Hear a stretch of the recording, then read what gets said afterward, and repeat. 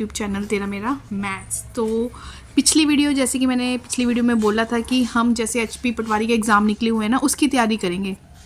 ठीक है, अब एक पटवारी करवाएगा आने वाले पटवारी की तैयारी। तो मैं भी इसी डिपार्टमेंट से हूँ, तो मैंने सर्कल टॉपिक आज चूज़ किया हुआ है।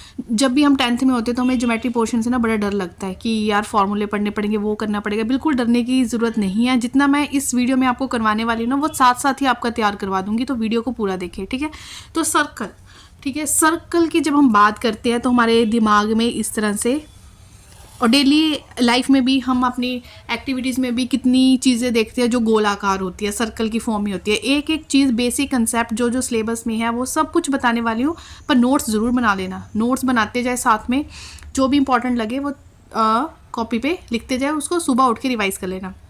इतने कोर्स चले हुए हैं ना, किस किस का देखें, इतना कुछ आप देख ही रहे हो यूट्यूब पे, तो एक थोड़ी सी नज़र मेरी वीडियो पे भी ज़रूर मार लें। क्या पता आपके फ़ायदे का हो, आपके लेवल पे जाके मैं वो चीज़ों को समझा सकूं।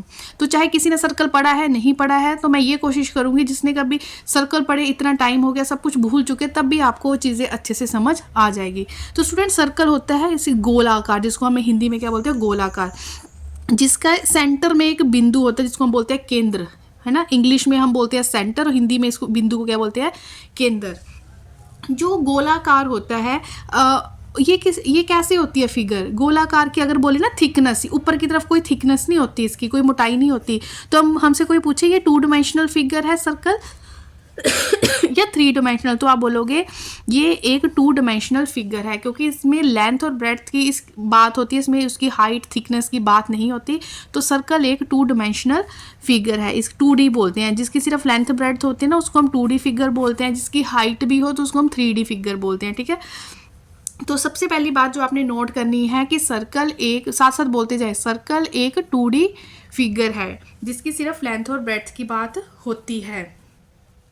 तो अगर जो ये बीच में एक बिंदु आपको दिख रहा है जिसको मैं बोल रही हूँ, ये इसका केंद्र है। केंद्र मतलब जो जहाँ से ये बनता है, अगर आप यहाँ पे कंपास रखते हैं सेंटर से, तो ऐसे पूरा गोला आप बनाते हो ना, तो ये केंद्र बिंदु है। जो ये पॉइंट होता है ना, पॉइंट, चलो ये भी ऐड कर लो यहीं पे।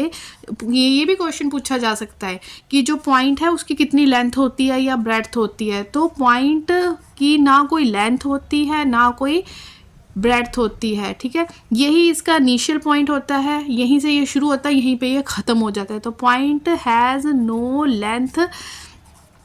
Length and breadth. ठीक है, मेन पॉइंट्स लिख रही हूँ, नोट करते जाना। No length and breadth. और आप सर्कल में क्या पढ़ने वाले हो, सर्कल में क्या होता है, जो ये मैंने ऐसे गोला मारा ना, इस गोले पे देखो इतने अनगिनत यहाँ पे बिंदु है ना, ये इतने सारे बिंदु है। मेरा गोला थोड़ा टेढ़ा मेढ़ा है, ठीक है, पर आप इसको सर्कल मान के ही चले। तो इस सेंटर से इस गोले के ऊपर जो भी मैं बिंदु लूँ, उस बिंदु को इस केंद्र के साथ जोड़ दूँ, चाहे वो ये बिंदु है, चाहे वो ये वाले बिंदु को केंद्र के साथ, कोई भी बिंदु को केंद्र के साथ जोड़ दो, तो जो ये लंबाई बनती है स्टूडेंट्स, जो ये लंबाई बनती है, या कोई भी ये लंबाई बनती है, या कोई भी ले लो, इस लंबाई को हम क्या बोलते हैं, इस चीज़ को हम बोलते हैं रेडियस। इस चीज़ को हम क्या बोलते हैं, रेडियस, जिसे हम हिंदी में क्या बोलते हैं, त्रिज्या। नोट कर लें, रेडियस और त्रिज्या। जो ना समझ आए ना, कमेंट सेक्शन में बता देना। चैनल पे नए तो सब्सक्राइब कर ले, है ना, बार बार नहीं बोलूँगी, अच्छा लगा तो खुद ही सब्सक्राइब कर लेना। तो इस चीज़ को हम क्या बोलते हैं, रेडियस, त्रिज्या। त्रिज्या क्या चीज़ होती है, त्रिज्या की आपसे डेफिनेशन भी पूछ सकते हैं, पहले उसको अच्छे से मीनिंग समझ लो।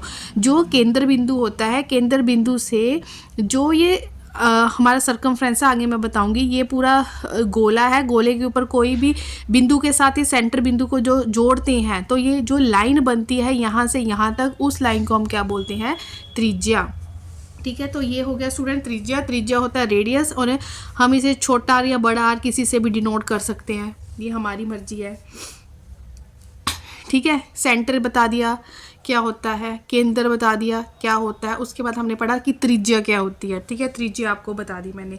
उसके बाद और सर्कल में क्या क्या बातें आती है, जैसे ये एक सर्कल है, ठीक है स्टूडेंट्स, ये एक सर्कल है ये मुझे पता है ये इसका क्या है, सेंटर है। अगर तो मैंने सेंटर से किसी भी पॉइंट को जोड़ना है तब वो तो त्रिज्या बनती है, लेकिन अगर मैंने इस सर्कल के ऊपर ही दो बिंदुओं को आपस में अगर मैं जोड़ती हूँ ठीक है, कोई भी बिंदु कहीं भी हो सकती है। सर्कल के ऊपर ही कोई दो बिंदु लिए और उनको आप एक रेखा के साथ जोड़ते हो तो वो रेखा क्या कहलाती है? तो वो रेखा हमारी कहलाती है कोड। उसको हम क्या बोलते हैं? कोड। और हिंदी में उस चीज़ को हम क्या बोलते हैं? जीवा। ठीक है, जीवा क्या होती है?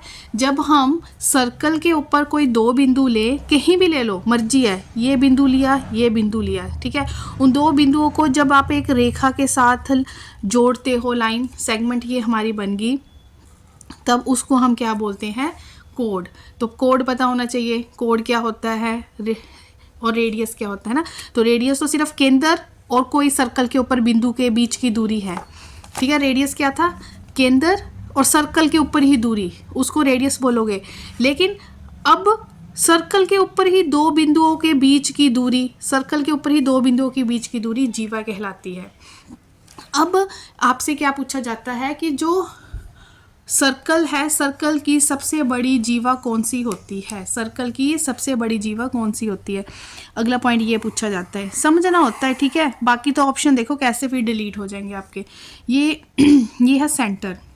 देखो ये भी एक जीवा है क्योंकि सर्कल के ऊपर दो बिंदुओं को जोड़ रहा है, ये भी एक जीवा है, ये भी जीवा है, ये भी जीवा है। जो अब ये वाली जीवा कौन सी है? ये कोड कौन सा है? जो सेंटर में से क्रॉस हो रहा है। तो ये हुआ सेंटर में से क्रॉस होने वाला, ये सबसे बड़ा कोड होता है, लॉन्गेस्ट कोड। इसको क्या बोलते हैं हम? सबसे लंबा कोड, लॉन्गेस्ट कोड। अब जो सेंटर में से लाइन पास होती है, जिस तरह से सेंटर बिंदु और कोई सर्कल के ऊपर बिंदु, इतनी सी दूरी को हम क्या बोलते हैं? रेडियस बोलते हैं। जब रेडियस, इधर भी रेडियस बन रहा है, इधर भी रेडियस बन रहा है, तो ये पूरी लाइन जो सेंटर में से पास होती है, इसको हम स्टूडेंट्स बोलते हैं डायामीटर। इसको हम क्या बोलते हैं? डायामीटर। डायामीटर को हिंदी में हम क्या बोलते हैं? व्यास। ये है मेरा डायामीटर। तो क्वेश्चन क्या बना, जो इम्पोर्टेंट क्वेश्चन बना यहाँ से स्टूडेंट, वो क्या बना कि जो डायामीटर होता है किसी भी सर्कल का, जो डायामीटर होता है उसको हम longest code of the circle बोलते हैं। क्योंकि ये तो छोटा कोड है, ये उससे बड़ा, ये उससे बड़ा, फिर बहुत बड़ा, उससे आगे करोगे फिर छोटा छोटा छोटा होता जाएगा। इट मीन्स जो लॉन्गेस्ट कोड बना वो क्या बना? डायामीटर। तो अभी तक जो मैंने पढ़ाया आपको वो क्या बताया कि स्टूडेंट्स, मैंने आपको बताया कि सर्कल क्या है ना। सर्कल एक ऐसी फिगर है, सर्कल एक 2 डायमेंशनल फिगर है। उसके बाद जो सर्कल का सेंटर पॉइंट है, ये बिंदु है सेंटर में, इसको हम क्या बोलते हैं? सेंटर, केंद्र बोलते हैं। और केंद्र से कोई सर्कल के ऊपर एक बिंदु और लेके लाइन बनती है, उसको हम रेडियस बोलते हैं, ठीक है। जो दो सर्कल के ऊपर कोई दो बिंदु आपस में जुड़ते हैं उसको हम क्या बोलते हैं? कोड बोलते हैं, जीवा बोलते हैं। अगर सेंटर में से पूरी लाइन क्रॉस होके जाए और वो सर्कल के दो बिंदुओं को जोड़े, जैसे एक सर्कल का बिंदु ये, एक बिंदु ये, दो बिंदु तो जुड़ रहे हैं लेकिन सेंटर में से होके जा रहे हैं, सेंटर में से, तो वो लाइन हमारी क्या कहलाती है? डायामीटर, ठीक है। और डायामीटर को ही हम सबसे बड़ा कोड बोलते हैं। इसका मतलब डायामीटर और रेडियस का कोई ना कोई तो रिश्ता हुआ, क्योंकि डायामीटर लंबी लाइन होगी, उस लंबी लाइन का जब आधा कर दो तो क्या बन गया? रेडियस। तो आ गया जी फॉर्मूला यहाँ से। डायामीटर को हम स्मॉल डी से रिप्रेजेंट या बिग डी से, जैसे मर्जी रिप्रेजेंट कर सकते हैं। इसका मतलब जो डायामीटर है, आप इसको दो तरीक़ों से लिख सकते हैं। जो डायामीटर है, एक रेडियस का पोर्शन ये, एक रेडियस का पोर्शन ये, मतलब दो रेडियस जोड़े तो एक डायामीटर बनता है। मतलब आप इसको 2r लिख सकते हो, मतलब एक रेडियस मल्टीप्लाई बाय दूसरा रेडियस, दो रेडियस आपस में जोड़े तब हमारा जाके क्या बन गया? डायामीटर। या ऐसे पढ़ना है तो ऐसे पढ़ लो कि रेडियस का डबल डायामीटर होता है, या ऐसे पढ़ लो कि अगर डायामीटर का मैं आधा कर दूं, ये पूरा डायामीटर है ना, जब मैं इसका आधा कर दूं तो क्या बनेगा? रेडियस, है ना। तो रेडियस को हम इस तरह से भी लिख सकते हैं कि अगर मैं डायामीटर का आधा कर दूं तब वो क्या बन गया स्टूडेंट्स? रेडियस। बड़ी छोटी सी बात है, बड़ी छोटी सी बात है। पूरी लाइन लेनी है तो डायामीटर, आधी लाइन लेनी है तो रेडियस, ठीक है। तो ये चीज़ अब हो सकता है क्वेश्चन में आपको डायामीटर दे रखा हो, आपको रेडियस निकालना है, हो सकता है आपको रेडियस दे रखा हो तो डायामीटर निकालना है। तो बिल्कुल सिंपल सी बात है, बिल्कुल ही जल्दी से नोट कर ले। आई होप ये सारा आपको समझ आ गया होगा। ये मेरे पास एक सर्कल है ना। अब दो फॉर्मूले हमें पढ़ने हैं। एक हमसे पूछा जाता है एरिया ऑफ सर्कल, जिसको हम हिंदी में क्या बोलते हैं, क्षेत्रफल। ठीक है, किसका, वृत्त का। सर्कल होता क्या है, वृत्त। ये तो मैंने आपको बोला ही नहीं कि सर्कल को हिंदी में क्या बोलते हैं, वृत्त। ठीक है, एरिया ऑफ सर्कल, ये फॉर्मूला हमने लर्न करना है, रट्टा लेना है, लर्न करो। एरिया ऑफ सर्कल क्या होता है, पाई आर स्क्वायर, आर मतलब रेडियस, रेडियस मतलब त्रिज्या। बोलो मेरे साथ, एरिया ऑफ सर्कल क्या होता है, pi R square, pi R square, pi R square, area of circle. और जो यहाँ पे पाई है, पाई की वैल्यू स्टूडेंट आप यहाँ पे क्या पुट करोगे, 22/7, 22/7।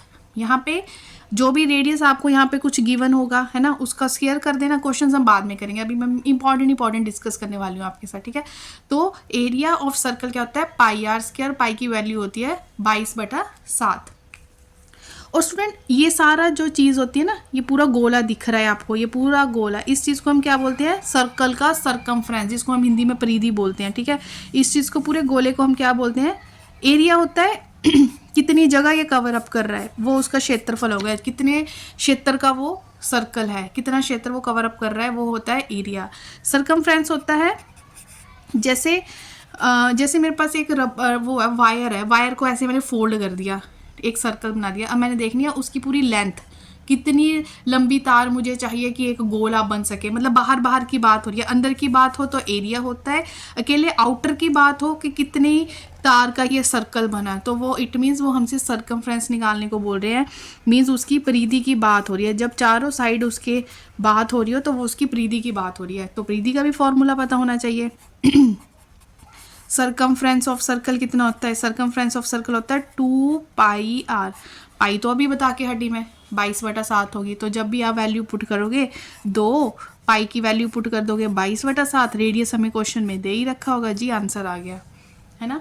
तो 2 फॉर्मूले मोस्ट इंपॉर्टेंट है, जब भी सर्कल आएगा तो कुछ ना कुछ यहाँ से पूछा ही जाएगा आपसे। तो पहले आपको सरकमफ्रेंस पता होना चाहिए। सरकमफ्रेंस होता है उसकी बाहरी की बात हो रही है, आंतरिक बात हो रही हो तो एरिया। तो एरिया ऑफ सर्कल कितना होता है, pi R square, area of circle pi R square. And circumference of circle कितना होता है, मतलब वृत्त की अगर परिधि पूछी हो तो वो कितनी होगी, 2πr, 2πr। ठीक है, नोट कर लें स्टूडेंट। अब ना अगला पोर्शन क्या है, ये मेरे पास 2 सर्कल दे रखे हैं, एक अंदर वाला सर्कल, अंदर वाले सर्कल का आप रेडियस ले लो स्मॉल r, और एक है बाहर वाला सर्कल, इस बाहर वाले सर्कल का आप रेडियस ले लो बिग r, है ना। 2 रेडियस हो गए, है ना।